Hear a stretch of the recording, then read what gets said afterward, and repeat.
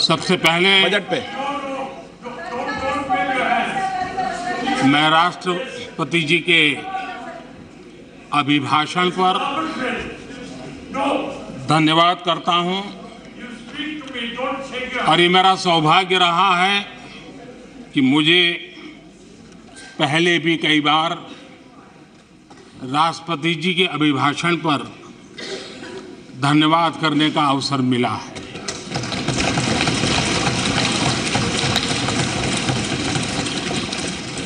लेकिन इस बार मैं धन्यवाद के साथ साथ राष्ट्रपति महोदया जी का अभिनंदन भी करना चाहता हूं।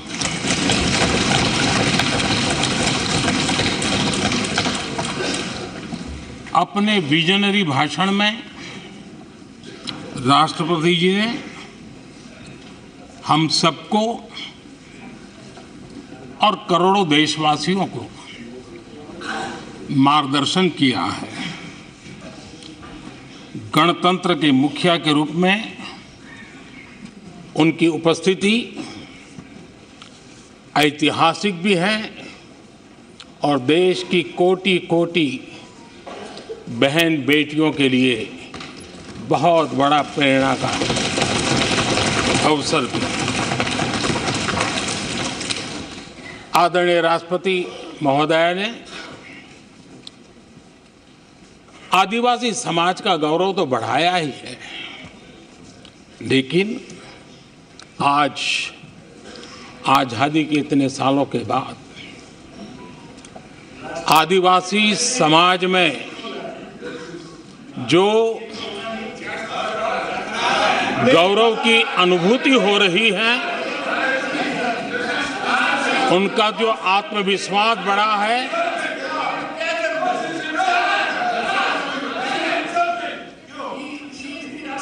और इसके लिए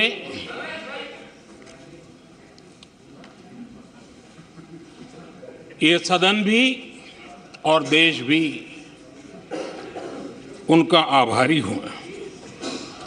राष्ट्रपति जी के भाषण में संकल्प से सिद्धि तक की यात्रा का बहुत बढ़िया तरीके से एक खाका खींचा गया। एक प्रकार से देश को अकाउंट भी दिया गया, इंस्पिरेशन भी दिया गया।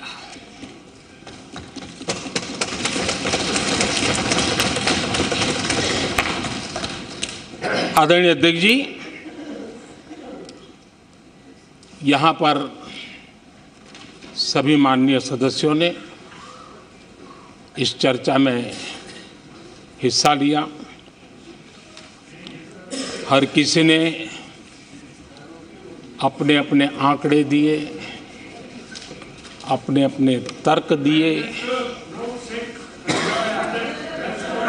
और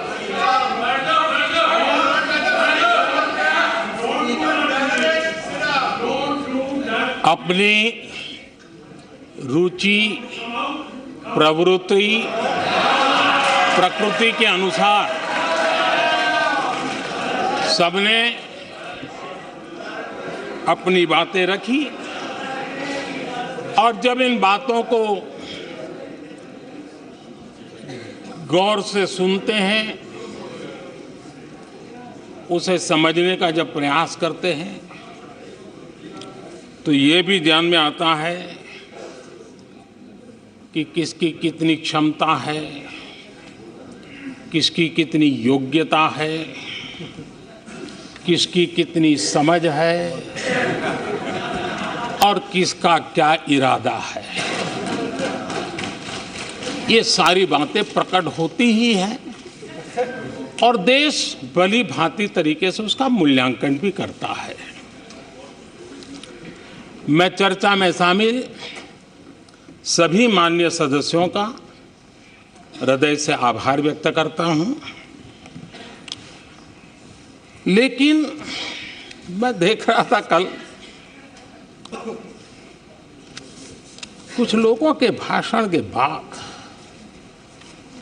पूरा इकोसिस्टम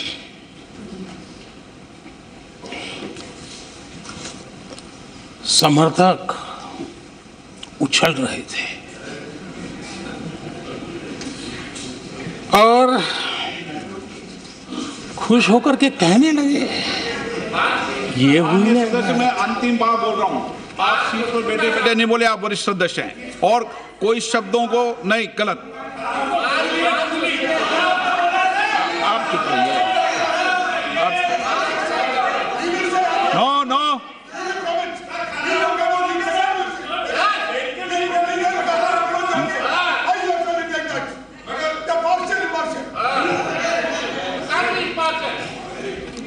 पूरा इकोसिस्टम उछल रहा था और कुछ लोग तो खुश होकर के कह रहे थे, ये हुई ना बात, बड़ा, शायद नींद भी अच्छी आई होगी, शायद आज उठ भी नहीं पाए होंगे।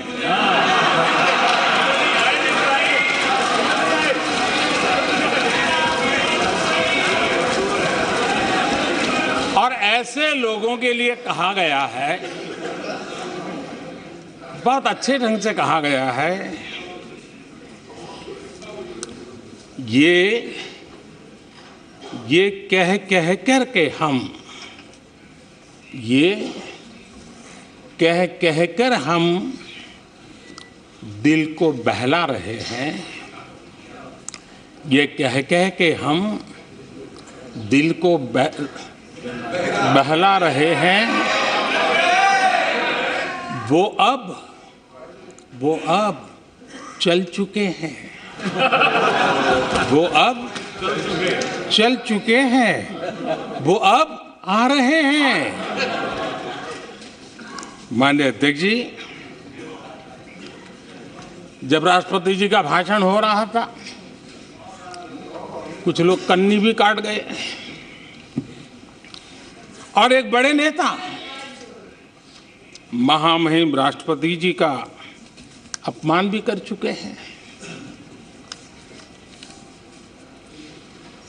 जनजातीय समुदाय के प्रति, जनजातीय समुदाय के प्रति प्लीज प्लीज प्लीज, आप नफरत भी दिखाई दी है, प्लीज। और हमारे जनजातीय समाज के प्रति उनकी सोच क्या है। देखिए, सदन सदन के तरीके से चलेगा। आप लोग बोले थे, सबने सुना था, कोई डिस्टर्बेंस नहीं हो। नो, गलत। लेकिन जब इस प्रकार की बातें टीवी के सामने कही गई, तो भीतर पड़ा हुआ जो नफरत का भाव था, जो सच, वो बाहर आके ही रह गया। ये खुशी है। ठीक है, बाद में चिट्ठी लिख करके बचने की कोशिश तो की गई है। माननीय अध्यक्ष जी, जब राष्ट्रपति जी के भाषण पर चर्चा मैं सुन रहा था, तो मुझे लगा कि बहुत सी बातों को मौन रह कर भी स्वीकार किया गया है। यानी एक प्रकार से सबके भाषण में सुनता था, तब लगा कि राष्ट्रपति जी के भाषण के प्रति किसी को इतराज नहीं है, किसी ने उसकी आलोचना नहीं की। भाषण की हर बात, अब देखिए क्या कहा है राष्ट्रपति जी ने, मैं उन्हीं के शब्द कोट करता हूं। राष्ट्रपति जी ने अपने भाषण में कहा था, जो भारत कभी अपनी अधिकांश समस्याओं के समाधान के लिए दूसरों पर निर्भर था, वही आज दुनिया की समस्याओं के समाधान का माध्यम बन रहा है।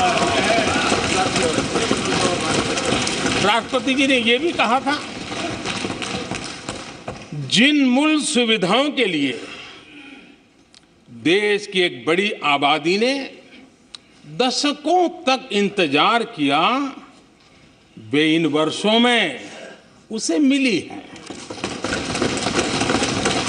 बड़े बड़े घोटालों, सरकारी योजनाओं में भ्रष्टाचार की जिन समस्याओं से देश मुक्ति चाहता था, वह मुक्ति अब देश को मिल रही है। पॉलिसी पैरालिसिस की चर्चा से बाहर आकर आज देश और देश की पहचान तेज विकास और दूरगामी दृष्टि से लिए गए फैसलों के लिए हो रही है। ये पैराग्राफ जो मैं पढ़ रहा हूँ वो राष्ट्रपति जी के भाषण के पैराग्राफ को मैं कोट कर रहा हूँ और मुझे आशंका थी कि ऐसी बातों पर यहाँ जरूर इतराज करने वाले तो कुछ लोग निकलेंगे, वो विरोध करेंगे, ऐसा कैसे बोल सकते हैं राष्ट्रपति। लेकिन मुझे खुशी है किसी ने विरोध नहीं किया, सबने स्वीकार किया, सबने स्वीकार किया। और माननीय अध्यक्ष जी, मैं 140 करोड़ देशवासियों का आभारी हूं कि सबके प्रयास के परिणाम आज इन सारी बातों को पूरे सदन में स्वीकृति मिली है। इससे बड़ा गौरव का विषय क्या होता है। आदरणीय अध्यक्ष जी, सदन में हंसी मजाक, टीका टिप्पणी, नोक-झोंक ये तो होता रहता है, लेकिन ये नहीं भूलना चाहिए कि आज राष्ट्र के रूप में गौरवपूर्ण अवसर हमारे सामने खड़े हैं। गौरव के क्षण हम जी रहे हैं। राष्ट्रपति जी के पूरे भाषण में जो बातें हैं वो 140 करोड़ देशवासियों के सेलिब्रेशन का अवसर है। देश ने सेलिब्रेट किया है। माननीय अध्यक्ष जी, 100 साल में आई हुई ये भयंकर बीमारी, महामारी, दूसरी तरफ युद्ध की स्थिति, बटा हुआ विश्व, इस स्थिति में भी, इस संकट के माहौल में भी देश को जिस प्रकार से संभाला गया है, देश जिस प्रकार से संभला है, इससे पूरा देश आत्मविश्वास से भर रहा है, गौरव से भर रहा है। आदरणीय अध्यक्ष जी, चुनौतियों के बिना जीवन नहीं होता है। चुनौतियां तो आती हैं, लेकिन चुनौतियों से ज्यादा सामर्थ्यवान है 140 करोड़ देशवासियों का जज्बा। 140 करोड़ देशवासियों का सामर्थ्य चुनौतियों से भी ज्यादा मजबूत है, बड़ा है और सामर्थ्य से भरा हुआ है। इतनी बड़ी भयंकर महामारी, बटा हुआ विश्व, युद्ध के कारण हो रहे विनाश, अनेकों देशों में अस्थिरता का माहौल है। कई देशों में भीषण महंगाई है, बेरोजगारी, खाने पीने का संकट, और हमारे अड़ोस पड़ोस में भी जिस प्रकार से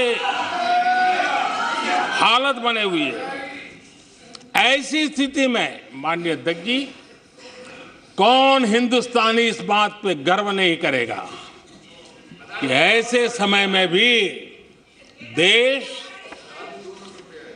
दुनिया की 5वीं बड़ी अर्थव्यवस्था बना है।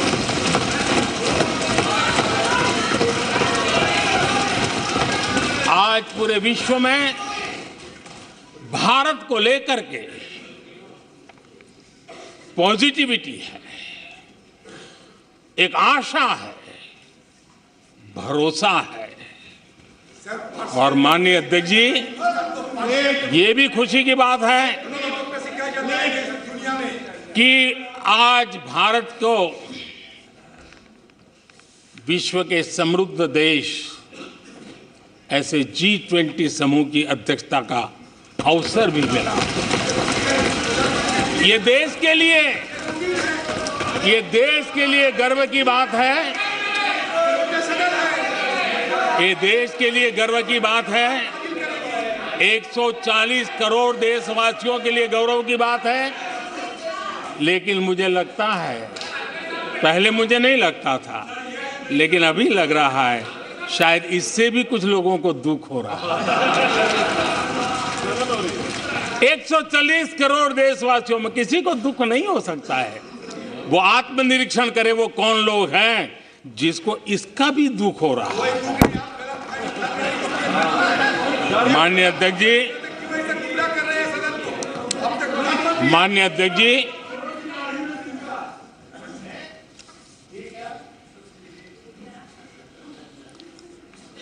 आज दुनिया की हर विश्वसनीय संस्था, सारे एक्सपर्ट्स जो वैश्विक प्रवाहों को बहुत गहराई से अध्ययन करते हैं, जो भविष्य का अच्छे से अनुमान भी लगा सकते हैं, उन सबको आज भारत के प्रति बहुत आशा है, विश्वास है और बहुत एक मात्रा में उमंग भी है। और आखिर ये सब क्यों? ऐसे ही तो नहीं है। आज पूरी दुनिया भारत की तरफ इस प्रकार से बड़ी आशा की नजरों से क्यों देख रही है? इसके पीछे कारण है। इसका उत्तर छिपा है भारत में आई स्थिरता में,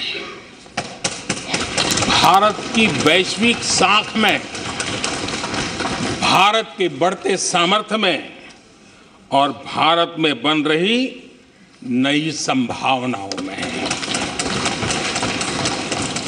माननीय अध्यक्ष जी, हमारी रोजमर्रा की जिंदगी में जो बातें हो रही है, उसी को मैं अगर शब्दबद्ध करूं और कुछ बातें उदाहरण से समझाने की कोशिश करूं। अब आप देखिए,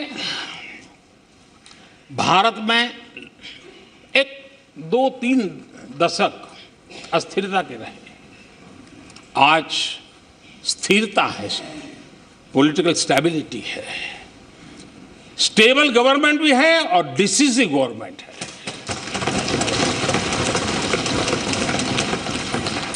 और उसका भरोसा स्वाभाविक होता है। एक निर्णायक सरकार, एक पूर्ण बहुमत से चलने वाली सरकार, वो राष्ट्र हित में फैसले लेने का सामर्थ्य रखती है। और ये वो सरकार है, रिफॉर्म आउट ऑफ कंपल्सन नहीं, रिफॉर्म आउट ऑफ कन्विक्शन हो रहे हैं। और हम इस मार्ग पर हटने वाले नहीं हैं, हम चलते रहेंगे। देश को समय की मांग के अनुसार जो चाहिए वो देते रहेंगे। माननीय अध्यक्ष जी, एक और उदाहरण की तरफ मैं जाना चाहूंगा। इस कोरोना काल में मेड इन इंडिया वैक्सीन तैयार हुई। भारत ने दुनिया का सबसे बड़ा वैक्सीनेशन अभियान चलाया। और इतना ही नहीं, अपने करोड़ों नागरिकों को मुफ्त वैक्सीन के टीके लगाए। इतना ही नहीं, 150 से ज्यादा देशों को इस संकट के समय हमने जहां जरूरत थी वहां दवाई पहुंचाई, जहां जरूरत थी वहां वैक्सीन। और आज विश्व के कई देश हैं जो भारत के विषय में इस बात पर बड़े गौरव से विश्व के मंच पर धन्यवाद करते हैं, भारत का गौरवगान करते हैं। उसी प्रकार से तीसरे एक पहलू की तरफ ध्यान देता हूं। इसी संकट काल में आज भारत का डिजिटल इंफ्रास्ट्रक्चर, जिस तेजी से डिजिटल इंफ्रास्ट्रक्चर ने अपनी एक ताकत दिखाई है, एक आधुनिकता की तरफ बदलाव किया है, पूरा विश्व इसका अध्ययन कर रहा है। मैं पिछले दिनों G20 समिट में बाली में था। डिजिटल इंडिया की चारों तरफ वाहवाही हो रही थी और बहुत क्यूरियोसिटी थी कि देश कैसे कर रहा है। कोरोना काल में दुनिया के बड़े बड़े देश, समृद्ध देश अपने नागरिकों को आर्थिक मदद पहुंचाना चाहते थे, नोटें छापते थे, बांटते थे, लेकिन बांट नहीं पाते थे। ये देश हैं जो एक फ्रिक्शन ऑफ सेकंड में लाखों करोड़ों रुपए देशवासियों के खाते में जमा करवा देता है।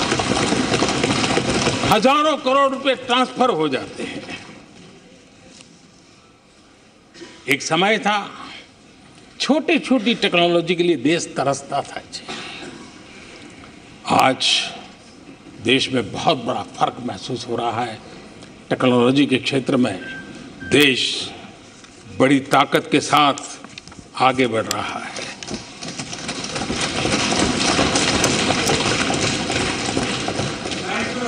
कोविन, दुनिया के लोग अपने वैक्सीनेशन का सर्टिफिकेट भी दे नहीं पाते जी। आज वैक्सीन लो, हमारे मोबाइल फोन पर हमारा सर्टिफिकेट दूसरी सेकंड पे अवेलेबल है। ये ताकत हमने दिखाई है। माननीय अध्यक्ष जी, भारत में नई संभावनाएं हैं। दुनिया को सशक्त वैल्यू और सप्लाई चेन, उसमें आज पूरी दुनिया ने, कोरोना कालखंड ने सप्लाई चेन के मुद्दे पर दुनिया को हिला के रख दिया है। आज भारत उस कमी को पूरने की ताकत के साथ आगे बढ़ रहा है। कईयों को बात समझना बहुत देर लग जाएगी। भारत आज इसी दिशा में एक मैन्युफैक्चरिंग हब के रूप में उभर रहा है और दुनिया भारत की समृद्धि में अपनी समृद्धि देख रही है। माननीय अध्यक्ष जी, निराशा में डूबे हुए कुछ लोग इस देश की प्रगति को स्वीकार ही नहीं कर पा रहे हैं। उन्हें भारत के लोगों की उपलब्धियां नहीं दिखती है। अरे 140 करोड़ देशवासियों के पुरुषार्थ और प्रयास का परिणाम है, जिसके कारण आज दुनिया में डंका बजना शुरू हुआ है। उन्हें भारत के लोगों के पुरुषार्थ और परिश्रम से प्राप्त उपलब्धियां उनको नजर नहीं आ रही हैं। माननीय अध्यक्ष जी, पिछले 9 वर्ष में भारत में 90,000 स्टार्टअप्स, और आज स्टार्टअप की दुनिया में हम दुनिया में तीसरे नंबर पर पहुंच गए। एक बहुत बड़ा स्टार्टअप इकोसिस्टम आज देश के टायर 2, टायर 3 सिटीज में भी पहुंच चुका है। हिंदुस्तान के हर कोने में पहुंचा है। भारत के युवा सामर्थ्य की पहचान बनता जा रहा है। माननीय अध्यक्ष जी, इतने कम समय में और कोरोना के विकट कालखंड में 108 यूनिकॉर्न बने हैं। और एक यूनिकॉर्न का मतलब होता है उसकी वैल्यू 6-7 हजार करोड़ से ज्यादा होती है। ये देश के नौजवानों ने करके दिखाया। माननीय अध्यक्ष जी, आज भारत दुनिया में मोबाइल मैन्युफैक्चरिंग में दुनिया में दूसरा बड़ा देश बन गया है। घरेलू विमान यात्री, डोमेस्टिक एयर ट्रैफिक में आज विश्व में हम तीसरे नंबर पर पहुंच चुके हैं। एनर्जी कंजम्पशन प्रगति के एक मानदंड माना जाता है। आज भारत एनर्जी कंजम्पशन में दुनिया में एक कंज्यूमर के रूप में तीसरे नंबर पर हम पहुंच चुके हैं। रिन्यूएबल एनर्जी की कैपेसिटी में हम दुनिया में चौथे नंबर पर पहुंच चुके हैं। स्पोर्ट्स कभी हमारी कोई पूछ नहीं होती थी, कोई पूछता नहीं था। आज स्पोर्ट्स की दुनिया में हर स्तर पर भारत के खिलाड़ी अपना रुतबा दिखा रहे हैं, अपना सामर्थ्य दिखा रहे हैं। एजुकेशन समेत हर क्षेत्र में आज भारत आगे बढ़ रहा है। पहली बार, माननीय अध्यक्ष जी, गर्व होगा, पहली बार हायर एजुकेशन में एनरोलमेंट वालों की संख्या 4 करोड़ से ज्यादा हो गई। इतना ही नहीं, बेटियों की भी भागीदारी बराबर होती जा रही है।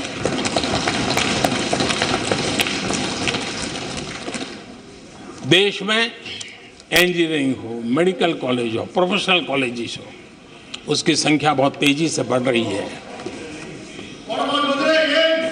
स्पोर्ट्स के अंदर भारत का परचम ओलंपिक हो, कॉमनवेल्थ हो, हर जगह पे हमारे बेटे, हमारी बेटियों ने शानदार प्रदर्शन किया है। माननीय अध्यक्ष जी, किसी भी भारतीय को ऐसी अनेक बातें मैं गिना सकता हूं। राष्ट्रपति जी ने अपने भाषण में कई बातें कही हैं। देश में हर स्तर पर, हर क्षेत्र में, हर सोच में आशा ही आशा नजर आ रही है।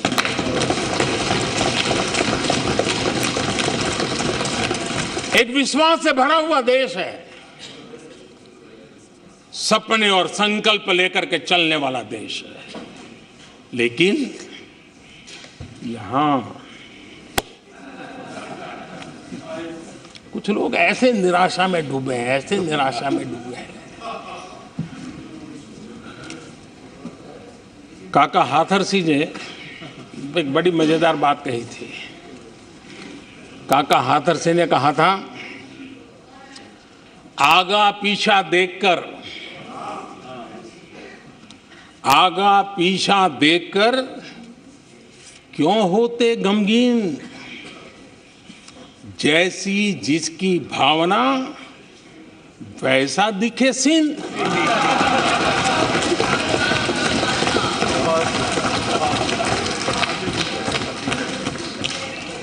आदरणीय अध्यक्ष जी, आखिर ये निराशा भी ऐसे नहीं आई है। इसके पीछे कारण है। एक तो जनता का हुक्म, बार बार हुक्म, लेकिन साथ साथ इस निराशा के पीछे जो अंतर मन में पड़ी हुई चीज है, जो चैन से सोने नहीं देती है, और क्या है? पिछले 10 साल में 2014 के पहले 2004 से 14 भारत की अर्थव्यवस्था खस्ता हाल हो गई। निराशा नहीं होगी तो क्या होगा? 10 साल में महंगाई डबल डिजिट रही, और इसलिए कुछ अगर अच्छा होता है तो निराशा और उभर करके आती है। और जिन्होंने बेरोजगारी दूर करने के वादे किए थे,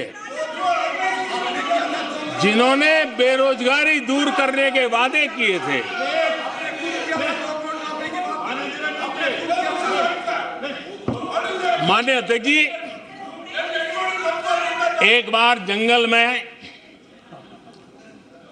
2 नौजवान शिकार करने के लिए गए और वो गाड़ी में अपनी बंदूक नीचे उतार करके थोड़ा टहलने लगे। उन्होंने सोचा कि थोड़ा अभी आगे चलना है तो थोड़ा जरा हाथ पैर ठीक कर ले, लेकिन गए थे तो बाघ का शिकार करने के लिए, और उन्होंने देखा आगे जाएंगे तो बाघ मिलेगा। लेकिन हुआ ये कि वहीं पर बाघ दिखाई दिया। अभी नीचे उतरे थे, अपनी गाड़ी में बंदूक वहीं पड़ी थी। बाघ दिखा, अब करे क्या? तो उन्हें लाइसेंस दिखाया कि मेरे पास बंदूक का लाइसेंस है।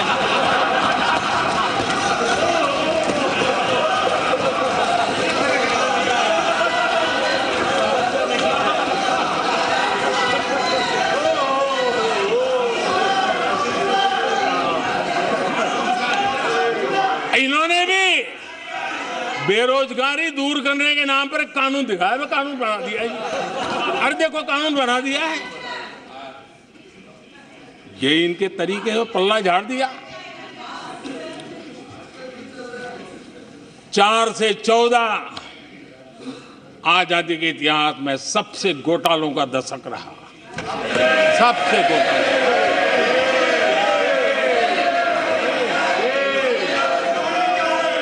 वही 10 साल यूपीए के, वो 10 साल कश्मीर से कन्याकुमारी, कश्मीर से कन्याकुमारी, भारत के हर कोने में आतंकवादी हमलों का सिलसिला चलता रहा। 10 साल हर नागरिक असुरक्षित था। चारों तरफ यही सूचना रहती थी कि कोई अनजानी चीज को हाथ मत लगाना, अनजानी चीज से दूर रहना, वही खबरें रहती थी। 10 साल में जम्मू कश्मीर से लेकर नॉर्थ ईस्ट तक हिंसा ही हिंसा देश का शिकार हो गया था।